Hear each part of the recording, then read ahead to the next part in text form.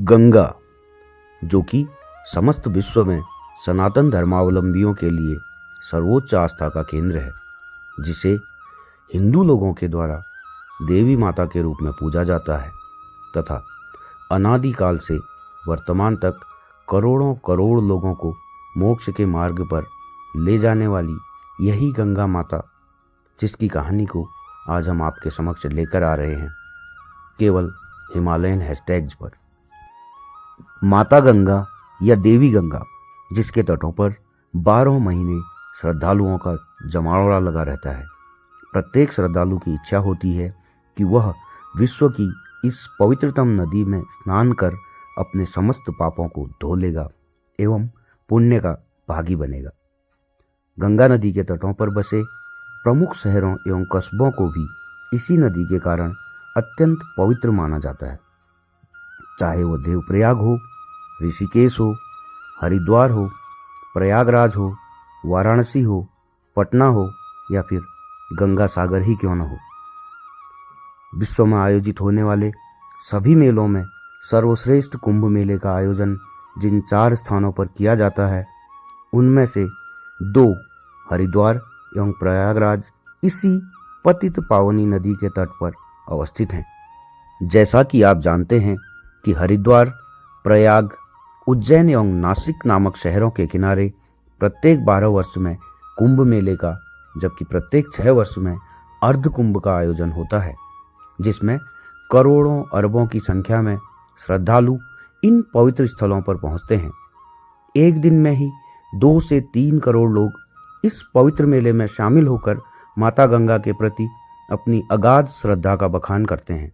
साथ ही माता गंगा संपूर्ण विश्व की एकमात्र ऐसी नदी है जिसके कैचमेंट एरिया में लगभग 50 करोड़ जनसंख्या कृषि करते हुए अपने परिवारों का भरण पोषण भी करती है। इसके अतिरिक्त भारत का लगभग 9.5 करोड़ हेक्टेयर क्षेत्र या तो सीधे गंगा के जल से या फिर इसी नदी से निकली नहरों एवं इसकी सहायक नदियों से सिंचित होता है। तो फिर क्यों नहीं इतनी श्रद्धा होगी, जबकि इतनी बड़ी जनसंख्या को यह नदी जीवन प्रदान करती हुई आ रही है। पौराणिक मान्यता के अनुसार 2525 किलोमीटर लंबी यह नदी भगवान विष्णु के चरणों से निकली हुई मानी जाती है। मान्यता है कि राजा भगीरथ के 60,000 पूर्वज जो कपिल ऋषि के आश्रम के समीप उनके द्वारा दिए गए श्राप से मृत पड़े हुए थे एवं उनकी मुक्ति का मार्ग नहीं मिल पा रहा था। ऐसे में राजा भगीरथ द्वारा भगवान विष्णु एवं शिव की अखंड तपस्या की गई, जिसके परिणाम स्वरूप भगवान विष्णु द्वारा गंगा को पृथ्वी पर जाने हेतु आदेशित किया, परंतु गंगा की धारा में प्रचंड शक्ति एवं वेग था, जिस कारण पृथ्वी पर मानव जाति के नष्ट होने का भय था।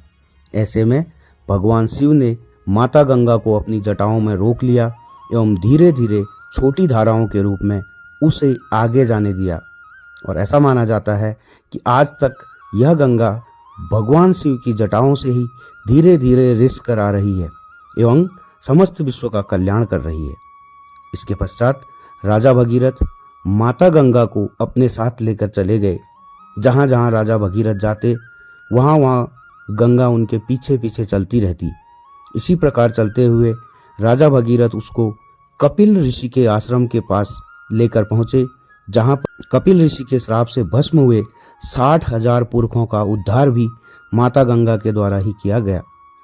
केवल राजा भगीरथ के पुरखों ही नहीं, बल्कि वर्तमान तक भी हजारों करोड़ लोगों का उद्धार कर चुकी माता गंगा को हमारा नमन है। यदि हम अर्थव्यवस्था की बात करें तो प्रत्यक्ष एवं परोक्ष रूप से देश की लगभग 1/3 जनसंख्या की आर्थिकी का मुख्य स्रोत गंगा ही है। गंगा तथा इसकी अन्य सहायक नदियों द्वारा विकसित वाटरसेट कैचमेंट एरिया से न केवल 9.5 करोड़ हेक्टेयर भूमि की सिंचाई होती है, बल्कि यह नदी सामुद्रिक परिवहन अर्थात मैराइन ट्रांसपोर्ट का भी देश का प्रथम उदाहरण है। कलकत्ता से प्रयाग तक बड़े समुद्री जहाज़ों द्वारा बड़ी मात्रा में कैरियर्स ट्रांसपोर्ट भी किया जाता है। यही नहीं, माता गंगा पर लाखों लोग फिशरीज के लिए भी निर्भर हैं। इस पर लाखों मछुआरों की आजीविका का साधन भी यही नदी है। यदि चर्चा करें पर्यटन की तो लाखों नाविक, टूरिस्ट गाइड, होटल व्यवसायी, टैक्सी एवं बस चालक भी डायरेक्ट या इनडायरेक्ट रूप से पर्यटन गतिविधियों के लिए इसी गंगा मैया पर निर्भर हैं। इसके अतिरिक्त लाखों की संख्या में ब्राह्मण एवं पंडे जो कि गंगा तट पर स्थित हजारों मंदिरों एवं घाटों में धार्मिक अनुष्ठान संपन्न कराते हैं, वे भी अपनी आजीविका के लिए, अपनी आर्थिकी के लिए प्रत्यक्ष रूप से माता गंगा पर ही निर्भर हैं।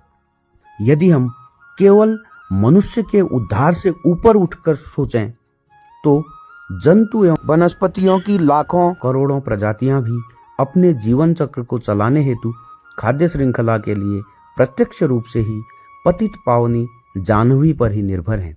इस प्रकार पौराणिक, ऐतिहासिक, सांस्कृतिक एवं सोशियो इकोनॉमिक एट्रीब्यूट्स के कारण गंगा नदी संपूर्ण भारतवर्ष के लिए सबसे बड़ा वरदान है।